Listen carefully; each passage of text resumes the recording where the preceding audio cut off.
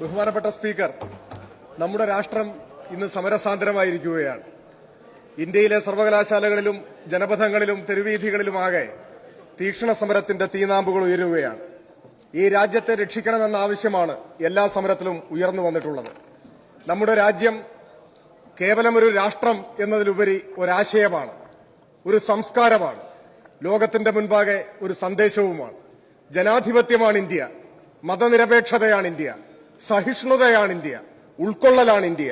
ആ ഇന്ത്യയുടെ ഭാവിയെക്കുറിച്ചുള്ള ആശങ്കകളാണ് കഴിഞ്ഞ ലോക്സഭാ തെരഞ്ഞെടുപ്പിന്റെ കാലത്ത് നമ്മളെല്ലാവരും സംസാരിച്ചത്. നമ്മളെല്ലാം അന്ന് പറഞ്ഞു, ഈ ലോക്സഭാ തെരഞ്ഞെടുപ്പിന്റെ മൌലികമായ രാഷ്ട്രീയ പ്രശ്നം ഇന്ത്യ ആര് ഭരിക്കും എന്നതല്ല, നാളെയും ഇന്ത്യ നിലനിൽക്കുമോ എന്നതാണ്. അത് ഉൾക്കൊള്ളാൻ നമ്മുടെ രാജ്യത്തെ പല ഭാഗങ്ങളിലുമുള്ളവർക്ക് അന്ന് കഴിയാതെ പോയി. നിർഭാഗ്യവശാൽ ഇന്ത്യയുടെ സംസ്കാരത്തിനും ഇന്ത്യയുടെ മൌലികമായ ഭാവങ്ങൾക്കും വിരുദ്ധമായ നിലപാട് സ്വീകരിക്കുന്നവർ നമ്മുടെ രാജ്യത്ത് അധികാരത്തിൽ വന്നു. അങ്ങനെ അധികാരത്തിൽ വന്ന സംഘപരിവാരം നമ്മുടെ രാജ്യത്തെ, മതനിരപേക്ഷ രാജ്യത്തെ മതരാഷ്ട്രമാക്കി മാറ്റാൻ ശ്രമിക്കുകയാണ്. RSSനെ സംബന്ധിച്ചിടത്തോളം അവരുടെ രാഷ്ട്രീയം മൂടിവെക്കപ്പെട്ടിട്ടുള്ള ഒന്നല്ല. RSSൽ നിന്ന് ഇങ്ങനെയൊരു നിയമമേ നമുക്ക് പ്രതീക്ഷിക്കാനാവൂ.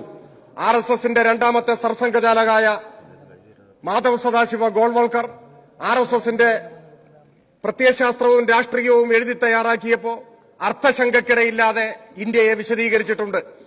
വിചാരധാര ഇവിടെ വിശദീകരിക്കാൻ ഒന്നും ഞാൻ സമയമെടുക്കുന്നില്ല. പക്ഷെ വിചാരധാരയുടെ 19, 20, 21 അധ്യായങ്ങൾ ഇന്ത്യയുടെ ശത്രുക്കളെ കുറിച്ചാണ് പറഞ്ഞിട്ടുള്ളത്. ആഭ്യന്തര ഭീഷണികൾ എന്നാണ് ഹെഡിങ്. ഈ 3 ആഭ്യന്തര ഭീഷണികളാണ് ഇന്ത്യക്കുള്ളത് എന്ന് RSS ചൂണ്ടിക്കാണിക്കുന്നു. 19ാമത്തെ അധ്യായം മുസ്ലിങ്ങൾ, 20ാമത്തെ അധ്യായം ക്രൈസ്തവർ, 21ാമത്തെ അധ്യായം കമ്മ്യൂണിസ്റ്റുകാർ. ഈ 3 കൂട്ടരും ഇന്ത്യയുടെ ശത്രുക്കളാണ്, രാജ്യത്തിന്റെ ഭീഷണിയാണ്. അതുകൊണ്ട് ഈ 3 കൂട്ടരെയും തുടച്ചു നീക്കണം, ഉന്മൂലനം ചെയ്യണം, കൊന്നൊടുക്കണം, ആട്ടിപ്പായിക്കണം എന്ന ഹിംസാത്മകമായ ആശയത്തെയാണ് രാഷ്ട്രീയ സ്വയം സേവക സംഘം അന്നു മുതൽ മുൻപോട്ട് വെച്ചിട്ടുള്ളത്. അവർക്കിപ്പോൾ ഇന്ത്യയുടെ പാർലമെന്റിൽ ഭൂരിപക്ഷം ലഭിച്ചിരിക്കുന്നു, അവർക്ക് മേധാവിത്വം കൈവന്നിരിക്കുന്നു. അവർ തങ്ങളുടെ കാഴ്ചപ്പാടനുസരിച്ചുള്ള മതരാഷ്ട്രമാക്കി ഇന്ത്യയെ മാറ്റാനുള്ള നടപടികളാണ് സ്വീകരിച്ചിട്ടുള്ളത്. അതിന്റെ ഒരു സുപ്രധാനമായ ചുവടുവയ്പ്പാണ് പൌരത്വ ഭേദഗതി നിയമം. ഈ നിയമത്തെക്കുറിച്ച് കൂടുതൽ വിശദീകരിക്കേണ്ട കാര്യമില്ല. പൌരത്വത്തിന്റെ മാനദണ്ഡം മതമായി മാറുന്നു എന്നതാണ്. പൌരത്വത്തിന്റെ മാനദണ്ഡം മതമായി മാറിയാൽ മതനിരപേക്ഷത അവിടെ മരിക്കുന്നു എന്നാണ് അർത്ഥം. ഇവിടെ എല്ലാവരും ശരിയായി ചൂണ്ടിക്കാണിച്ചതുപോലെ ഭരണഘടനയെ കൂടിയാണ് കൊല്ലുന്നത്. ഇന്ത്യയെ കൊല്ലുന്നു, ഇന്ത്യൻ ഭരണഘടനയെ കൊല്ലുന്നു. ഭരണഘടനയുടെ 14, 15 അനുച്ഛേദങ്ങളെ ഗളച്ഛേദം ചെയ്തുകൊണ്ടല്ലാതെ ഇങ്ങനെ ഒരു നിയമം കൊണ്ടുവരാൻ സാധിക്കുമോ? പാർലമെന്റിൽ ഭൂരിപക്ഷമുള്ളതുകൊണ്ട് നിങ്ങൾക്ക് തോന്നുന്ന നിയമം ഉണ്ടാക്കാൻ പറ്റില്ല. Kesavananda Bharati versus state of Kerala എന്ന കേസിൽ സുപ്രധാനമായ വിധിന്യായം എന്താണ്? ഭേദഗതിയാവാം, പക്ഷേ ഭരണഘടനയുടെ മൌലിക സ്വഭാവത്തെ അട്ടിമറിക്കുന്ന ഒരു ഭേദഗതിയും പാടില്ല എന്ന് തന്നെയാണ്. നിങ്ങൾ ഭരണഘടനയുടെ മതനിരപേക്ഷ സ്വഭാവത്തെയാണ് ഇല്ലാതാക്കുന്നത്. പൌരത്വ നിയമത്തെ സംബന്ധിച്ച് ഇപ്പോ ഒടുവിൽ പറഞ്ഞ ബഹുമാന്യനായ നിയമം അംഗം ചില കാര്യങ്ങൾ പറഞ്ഞു. ഈ പച്ചക്കള്ളമാണ് ഇന്ത്യ മുഴുവൻ പ്രചരിപ്പിക്കുന്നത്. പച്ചക്കള്ളത്തിന്റെ പ്രതലത്തിലല്ലാതെ സംഘപരിവാർ രാഷ്ട്രീയത്തിന് നിവർന്നു നിൽക്കാനാവില്ല എന്നതാണ് വർത്തമാനകാല ഇന്ത്യ തിരിച്ചറിയുന്ന ഒരു യാഥാർത്ഥ്യം. പൌരത്വ രജിസ്റ്ററും പൌരത്വ നിയമവും കൂട്ടി വായിക്കുമ്പോഴല്ലേ ചിത്രം വ്യക്തമാവുക. പതിറ്റാണ്ടുകളായി ഇന്ത്യൻ മണ്ണിൽ ജീവിച്ച, ഇന്ത്യയുടെ പ്രഥമ പൌരനായി തെരഞ്ഞെടുക്കപ്പെട്ട ഫഖ്റുദ്ദീൻ അലി അഹമ്മദിന്റെ കുടുംബം എങ്ങനെ പൌരന്മാരല്ലാതെയായി മാറി? കാർഗിലിൽ അതിർത്തി കാത്തതിന് പ്രസിഡന്റിന്റെ മെഡൽ വാങ്ങിയ മുഹമ്മദ് സനാഉള്ള ഖാൻ എങ്ങനെ ഇന്ത്യൻ പൌരനല്ലാതെയായി മാറി? ഇന്ത്യൻ സൈന്യത്തിൽ വിശിഷ്ട സേവനം നടത്തിയ മുഹമ്മദ് അസ്മൽ ഹക്ക് എങ്ങനെ ഇന്ത്യൻ പൌരനല്ലാതെയായി മാറി? നിങ്ങൾ മറുപടി പറയണ്ടേ ഇതിനെല്ലാം? ബോധപൂർവം ഈ രാജ്യത്തെ ഒരു ഗണ്യമായ ജനവിഭാഗത്തെ ആട്ടിയോടിക്കാൻ, തടങ്കൽ പാളയത്തിലേക്ക് ആനയിക്കാൻ കൊണ്ടുവന്ന നിയമമാണ് ഈ നിയമം. ബഹുമാനപ്പെട്ട നിയമമംഗത്തിന് 90ാമത്തെ ഈ വയസ്സിലെങ്കിലും മനുഷ്യത്വത്തിന്റെ സ്പർശമുള്ള ഒരു വാക്കിവിടെ പറയാൻ സാധിക്കാതെ പോകുന്നുവെങ്കിൽ അങ്ങയുടെ രാഷ്ട്രീയം എത്രമാത്രം മലീമസവും ഹിംസാത്മകവുമാണ് എന്ന് ഞങ്ങൾ ഭയത്തോടുകൂടി തിരിച്ചറിയുകയാണ്. ഇവിടെ രേഖ ചോദിക്കുന്നു ജീവിക്കുന്നവരോട്. പതിറ്റാണ്ടുകളായി, തലമുറകളായി ഈ മണ്ണിൽ ജീവിക്കുന്നവരോട് പൌരത്വം തെളിയിക്കാൻ, രേഖ ചോദിക്കാൻ നിങ്ങൾക്ക് എന്ത് അവകാശം? ഈ രാജ്യത്തിന്റെ സൃഷ്ടിയിൽ നിങ്ങൾക്ക് എന്തു പങ്ക്? ഞങ്ങളുടെ പൂർവികർ സൃഷ്ടിച്ചതാണ് ഇന്ത്യ, അവർ പടപൊരുതി സൃഷ്ടിച്ചതാണ് ഇന്ത്യ. അന്ന് നിങ്ങളുടെ പിതാക്കന്മാർ ബ്രിട്ടന്റെ ഒറ്റുകാരായി ഈ മണ്ണിൽ നിൽക്കുകയായിരുന്നു. അവർക്ക്, ആ ഒറ്റുകാരായവർക്ക് ഇന്ന് നിർഭാഗ്യവശാൽ ഭരണാധികാരം കിട്ടി എന്നതുകൊണ്ട് ഈ രാജ്യത്തെ ജനങ്ങൾക്ക് മരണമാറണ്ടൊരുക്കാൻ ഒരവകാശവുമില്ല. ഈ രാജ്യത്തിന്റെ സ്വാതന്ത്ര്യ സമര ചരിത്രം നമ്മെ പഠിപ്പിക്കുന്നത് എന്താണ്? മതപരമായ സമരമാണോ ഇവിടെ നടന്നത്? എല്ലാ മതവിഭാഗത്തിലും പെട്ടവർ ഇന്ത്യ എന്ന ഒരേ ആശയത്തിനു വേണ്ടി മതനിരപേക്ഷമായി അണിനിരന്ന സമരമാണ് ഇന്ത്യയുടെ സ്വാതന്ത്ര്യ സമരം. എല്ലാ മതവിഭാഗത്തിലും പെട്ട വീരശൂര പരാക്രമികളായ എത്രയെത്ര രക്തസാക്ഷികൾ ഇവിടെയുണ്ട്. കേരളത്തിലെ എത്ര അനുഭവങ്ങളുണ്ട്. മുസ്ലിം ജനവിഭാഗത്തെ ആകമാനം തുടച്ചു നീക്കാനും ആട്ടിപ്പായിക്കാനും ലക്ഷ്യം വെക്കുന്ന ഈ നിയമം തയ്യാറാക്കുമ്പോൾ നിങ്ങൾ മലബാറിലെ സ്വാതന്ത്ര്യ പ്രക്ഷോഭങ്ങളുടെ ചരിത്രം പരിശോധിച്ചിട്ടുണ്ടോ? എത്രയെത്ര അനുഭവങ്ങളാണ് അവിടെയുള്ളത്. 1882 ബ്രിട്ടൻ നാടുകടത്തിയ സയ്യിദ് ഫസൽ പൂക്കോയ തങ്ങളുടെ പേര് നിങ്ങൾ കേട്ടിട്ടുണ്ടോ? നിങ്ങൾ മമ്പുറം എന്നൊരു നാടിനെ കുറിച്ച് അറിയുമോ? വാഴക്കാടടുത്ത് കൊന്നാര എന്നൊരു ഗ്രാമമുണ്ട്.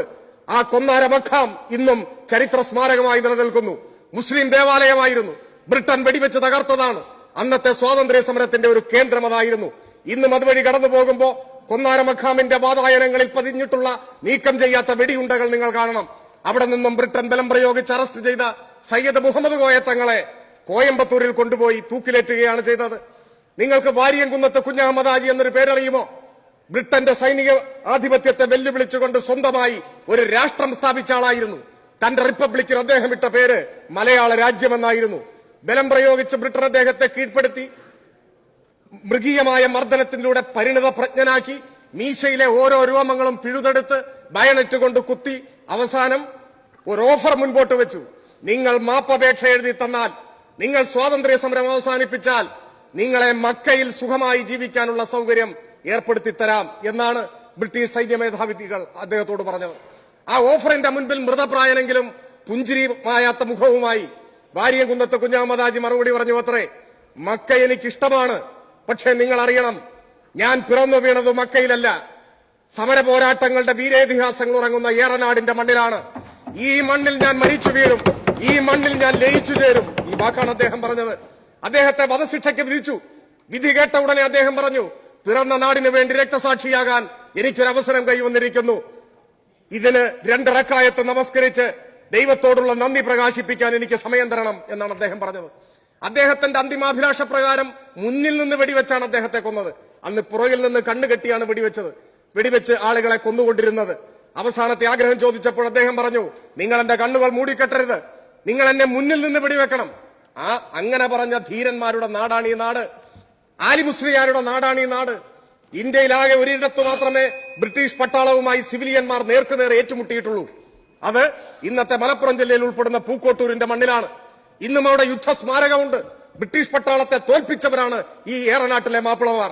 ആ പ്രൗഢഗംഭീരമായ ഭൂതകാലം നിലനിൽക്കുമ്പോഴാണ് നിങ്ങൾ ഒരു ജനതയെ ആകമാനം സംശയത്തിന്റെ നിഴലിൽ നിർത്തി തുടച്ചു നീക്കാനുള്ള സമീപനം സ്വീകരിക്കുന്നത്. 1935 ഹിറ്റ്ലറുടെ ന്യൂറംബർഗ് നിയമത്തെക്കുറിച്ച് ഇവിടെ പറഞ്ഞു. ജൂതന്മാർക്കെതിരെ ഹിറ്റ്ലർ ആ നിയമം, പൗരത്വ നിയമം പാസാക്കി, തടങ്കൽ പാളയങ്ങൾ ഉണ്ടാക്കി, ദശലക്ഷക്കണക്കിന് ജൂതന്മാരെ കൊന്ന് 10ാം കൊല്ലം ഹിറ്റ്ലർക്ക് ആത്മഹത്യ ചെയ്യേണ്ടി വന്നു. അതാണ് ചരിത്രം. ലക്ഷക്കണക്കിന് മനുഷ്യരെ കൊലപ്പെടുത്തിയ കുപ്രസിദ്ധമായ ഓഷ്വിറ്റ്സിലെ തടങ്കൽ പാളയത്തിൽ, കോൺസെൻട്രേഷൻ ക്യാമ്പിൽ, ആ ക്യാമ്പ് പിന്നീട് മ്യൂസിയമായി മാറിയപ്പോ ആ മ്യൂസിയത്തിന്റെ മുൻപിൽ വലിയ അക്ഷരങ്ങളിൽ എഴുതി വെച്ചു അത്രേ, ചരിത്രം മറക്കുന്നവരെ ചരിത്രം ശിക്ഷിക്കുക തന്നെ ചെയ്യും. ഈ കാലഘട്ടം നരേന്ദ്രമോദിയോടും സർക്കാരിനോടും ഓർമ്മിപ്പിക്കുന്നതാണ്. ചരിത്രം മറക്കുന്നവരെ ചരിത്രം ശിക്ഷിക്കും. ആ കാര്യത്തിൽ നിങ്ങൾക്ക് യാതൊരു സംശയവും വേണ്ട. അഭയാർത്ഥികളെ സ്വീകരിക്കുന്നത് അവരുടെ മതം നോക്കിയാവരുത്, മനുഷ്യത്വം നോക്കിയാവണം. ലോകം മുഴുവൻ ഇന്നതാണ്. ഞാൻ അവസാനിപ്പിക്കുകയാണ്. മനുഷ്യത്വ പ്രചോദിതമായ സമീപനങ്ങളാണ് വിവേകശാലികളായ ഭരണാധികാരികളെല്ലാം സ്വീകരിക്കുന്നത്. ഈ നിയമം ലോകത്തിന്റെ മുൻപിൽ ഇന്ത്യയെ നാണം കെടുത്തും, ഇന്ത്യയെ ഒറ്റപ്പെടുത്തും. സൗദിയിലെ രാജാവ് ഇപ്പോഴിതാ ലോകരാഷ്ട്രങ്ങളുടെ സമ്മേളനം വിളിച്ചു ചേർക്കുന്നു. ദശലക്ഷക്കണക്കിന് വരുന്ന ഇന്ത്യക്കാർ ജോലി തേടിപ്പോകുന്നത് മധ്യേഷ്യൻ രാജ്യങ്ങളിലും മറ്റ് വിദേശ രാജ്യങ്ങളിലുമാണ്. നമ്മളെ എല്ലാ തരത്തിലും ദോഷകരമായി ബാധിക്കുന്ന ഒരു അന്തരീക്ഷം സാർവദേശീയ രംഗത്ത് ഉണ്ടാവുന്നു എന്ന് നമ്മൾ കണ്ടോളണം. അവസാനമായി എനിക്ക് സൂചിപ്പിക്കാനുള്ളത്, 30ഓളം മനുഷ്യർ ഇതിനോടകം ജീവൻ നൽകിയ, രക്തസാക്ഷിത്വം ഭരിച്ച ഐതിഹാസികമായ ഈ സമരം നമ്മുടെ രാജ്യത്തെ രക്ഷിക്കാനുള്ളതാണ്. മുസ്ലിങ്ങളെ തുടച്ചു നീക്കുന്നതിലേക്കാണ് ഈ നിയമം ഇപ്പോ വെളിപ്പെട്ടിട്ടുള്ളതെങ്കിലും ഇതൊരു മുസ്ലിം പ്രശ്നമല്ല. എന്തുകൊണ്ടല്ല? ഇതൊരു തുടക്കമാണ്. നാളെ ന്യൂനപക്ഷങ്ങൾക്കും ദളിതുകൾക്കും വിയോജിപ്പുള്ളവർക്കുമെല്ലാം എതിരായി വരുന്ന ഭരണകൂട നീക്കത്തിന്റെ തുടക്കമാണിത്. ഇത് മുസ്ലിം പ്രശ്നമല്ല, മുസ്ലിം പ്രശ്നം മാത്രമല്ല, ഇത് ഇന്ത്യയുടെ പ്രശ്നമാണ്, മതനിരപേക്ഷതയുടെ പ്രശ്നമാണ്. ആ അർത്ഥത്തിൽ ഇതിനെ കാണാൻ നമ്മൾ തയ്യാറാവണം. പ്രത്യേകമായി ഞാൻ ഊന്നി പറയുന്നത്, ഇതിന് സംഘപരിവാരത്തിന്റേത് പോലെ തന്നെ മറ്റൊരു കളറിലുള്ള രാഷ്ട്രീയം ഉയർത്തിപ്പിടിച്ചുകൊണ്ട് പ്രചരണം നടത്തുന്ന വിഭാഗങ്ങളുണ്ട്. അവരുടെ കയ്യിലല്ല ഈ സമരം പോകേണ്ടത്. ഇത് മതനിരപേക്ഷമായി സംഘടിപ്പിക്കേണ്ട സമരമാണ്. മതരാഷ്ട്രവാദത്തെയാണ് എതിർക്കുന്നത്. RSS മതരാഷ്ട്രവാദം ഉയർത്തിയാലും ജമാഅത്തെ ഇസ്ലാമി മതരാഷ്ട്രവാദം ഉയർത്തിയാലും രണ്ടിനെയും എതിർത്ത് മനുഷ്യന്റെ റിപ്പബ്ലിക്കാണ് ഉണ്ടാവേണ്ടത് എന്ന് പറയാനുള്ള കരുത്ത് നമുക്കുണ്ടാവണം. ഹിന്ദുവായ മൗദൂദിയാണ് ഗോൾവാൾക്കർ എന്നോർത്തോളണം. മുസ്ലിമായ ഗോൾവാൾക്കറാണ് മൗദൂദി എന്നോർത്തോളണം. ഇത് രണ്ടും മനുഷ്യത്വത്തിനും മതനിരപേക്ഷതയ്ക്കും ജനാധിപത്യത്തിനും എതിരാണ്. എല്ലാ മതനിരപേക്ഷ മനുഷ്യരും ഒരുമിച്ച് കൈകോർത്തു പിടിച്ച് മനുഷ്യത്വത്തിന്റെ ആശയങ്ങൾ ഉയർത്തി ഈ പ്രതിലോമകരമായ നിയമത്തെ പ്രതിരോധിക്കേണ്ടതുണ്ട്. നാം സമരം ചെയ്യുന്നത് ഈ രാജ്യത്തെ കൊല്ലുന്ന ശക്തികൾക്കെതിരെയാണ്, രാജ്യവിരുദ്ധരായ കേന്ദ്ര ഗവൺമെന്റിനെതിരെയാണ്. ആ സമരത്തിന്റെ പതാക ദേശീയ പതാകയാണ്. നമുക്ക് ഒരുമിച്ച് നിൽക്കാനാവണം, ഇന്ത്യയെ രക്ഷിക്കാനാവണം. ഈ നിയമത്തിനെതിരായി ഈ നിയമസഭയിൽ അവതരിപ്പിക്കപ്പെട്ട പ്രമേയത്തെ സർവാത്മന പിന്തുണച്ചുകൊണ്ട് എന്റെ വാക്കുകൾ നിർത്തും.